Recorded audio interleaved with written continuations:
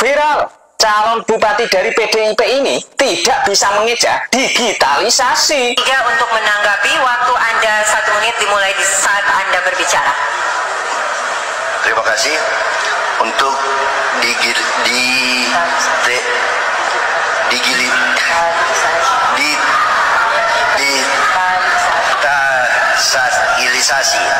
kesehatan itu begini, saudara. Jadi kita di laut sana, kalau saya lihat selama ini saya berjalan, itu kesehatan itu memang masih kurang. Tadi kan di ruangan konferensi tadi Pak masih Jokowi Ma'ruf, itu kenapa tuh Pak?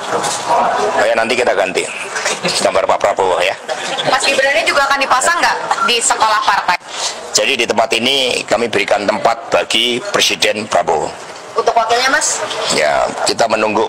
Pak Prabowo itu ya mengatakan ya itu nggak mungkin untuk meninggalkan Pak Jokowi. Pak Jokowi itu adalah bagian inheren dari Pak Prabowo, baik dari segi pelaksanaan programnya, penghargaan, kesempatan yang begitu luar biasa dan kontribusinya dalam pertarungan kemarin.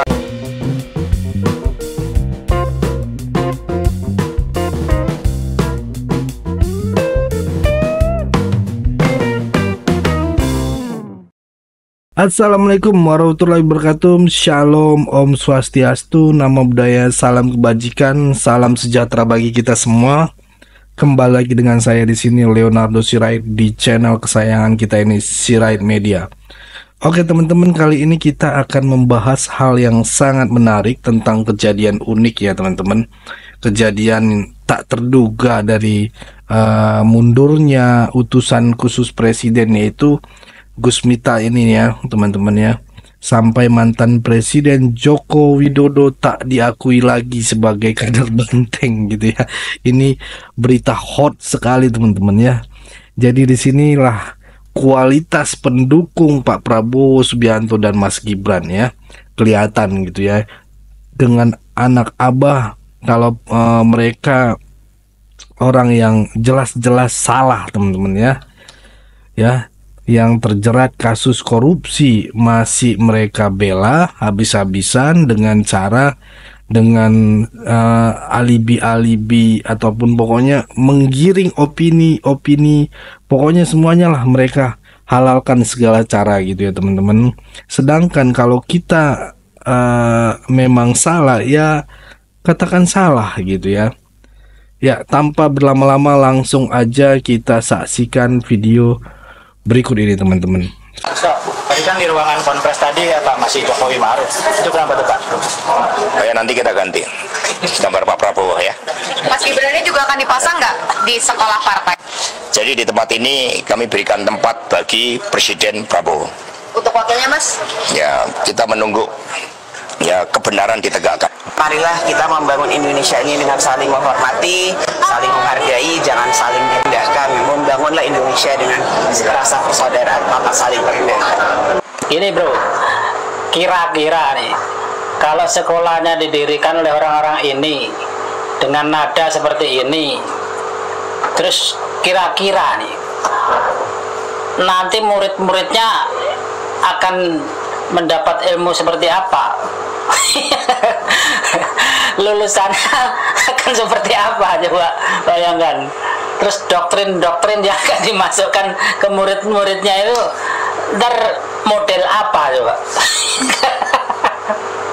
Ini mau bikin sekolahan partai tapi sekolahan politik ya ceritanya.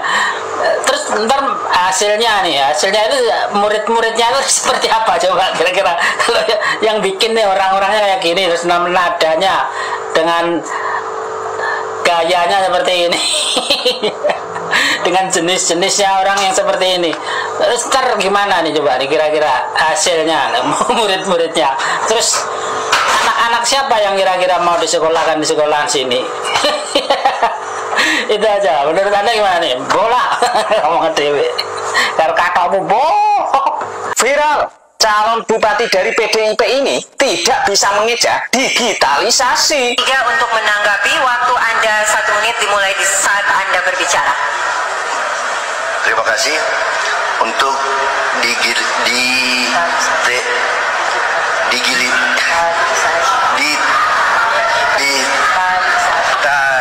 digitalisasi kesehatan itu begini saudara.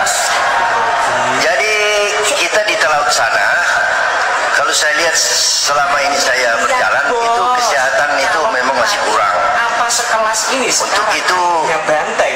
Ya betul. Digitalisasi yang harus ditanyakan ini itu memang belum cukup. Yang diutamakan di sini untuk kesehatan adalah infrastruktur saja yang harus kita bangun sesuai dengan kerja yang dilakukan di daerah tersebut. Karena ini susah mau cumu ini. Walah mak banteng, anakmu delok ono to mak. Sekelas ini kah calon bupati dari PDIP mengejar digitalisasi, ada digilir minasasi, diketok dase, ada. Ya Allah, hasto anak buahmu kok.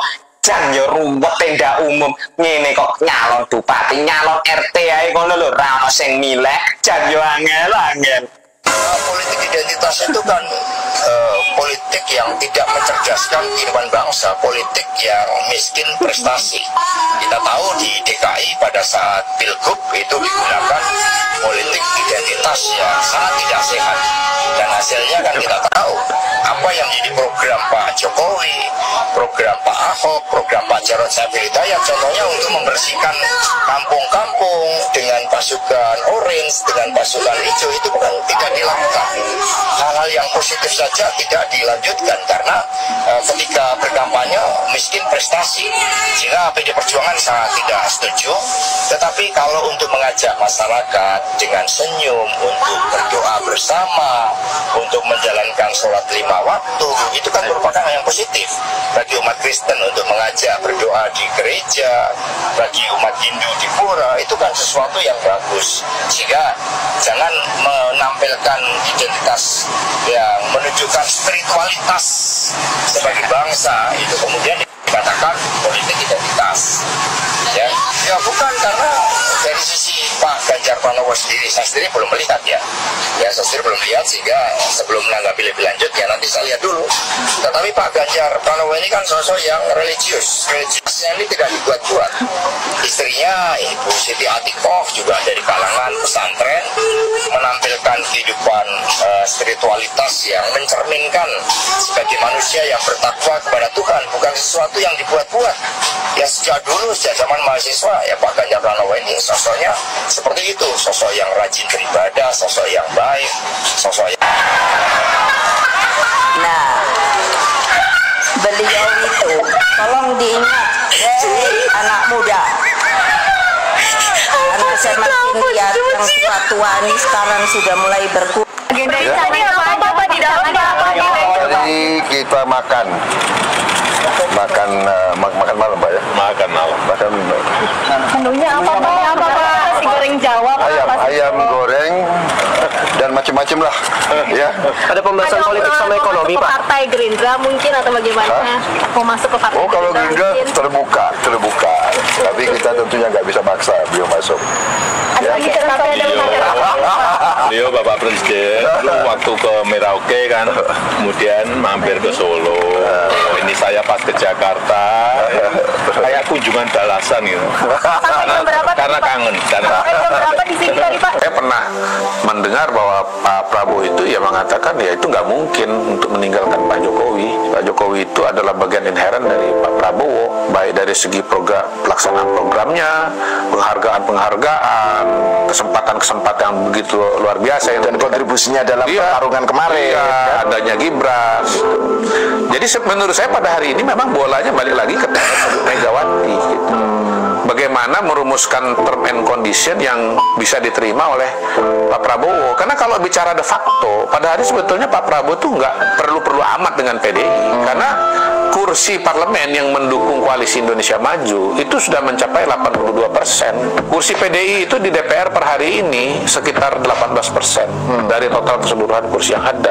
Ya, nggak ada kesulitan sama sekali buat Pak Prabowo dalam mengambil kebijakan-kebijakan gitu. Bahkan dalam kacamata mereka yang kontra ya bagi bergabungnya PDI Perjuangan, mereka mengatakan begini, bahwa ya oposisi atau partai yang tidak tergabung di dalam kabinet itu diperlukan sebagai representasi dari suara rakyat yang tidak puas kepada kinerja pemerintahan. Apalagi pada hari ini kalau mau kita tambahkan, tadi kan udah disebut ada gugatan PDI Perjuangan ya, kepada KPU yang meminta pembatalan Gibran sebagai wakil presiden itu.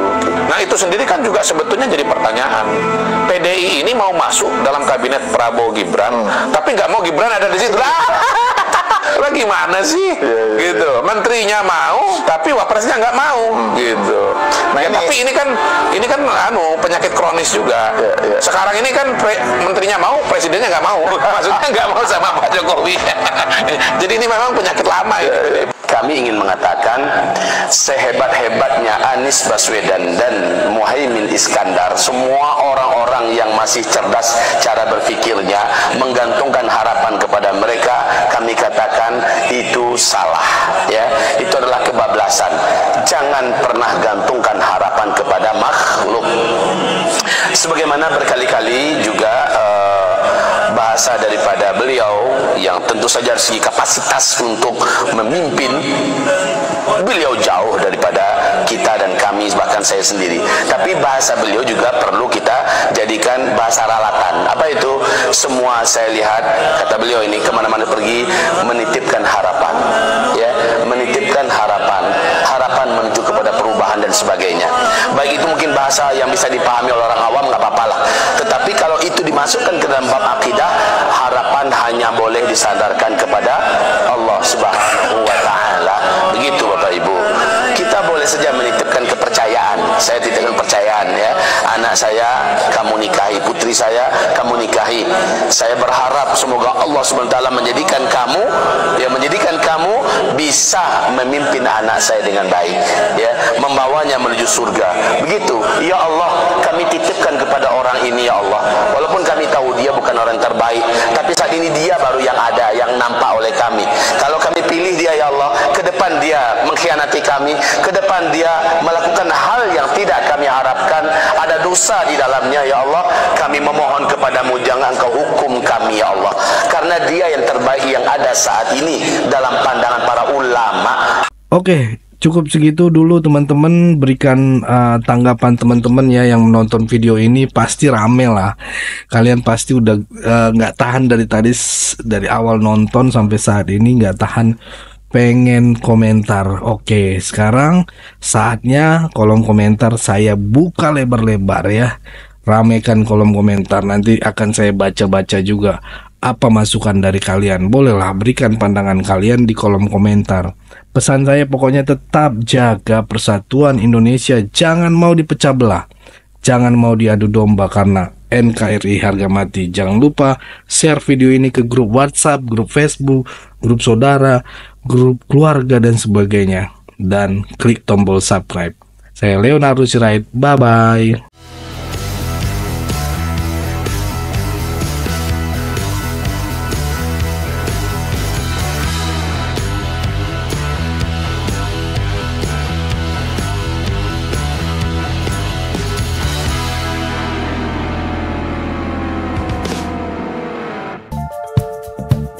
Kawan-kawan yang mau mendukung Sirait Media, boleh melalui rekening ini, dan bisa melalui Kris Mobile Banking ini. Dengan cara scan barcode Kris ini, di mobile banking, kawan-kawan.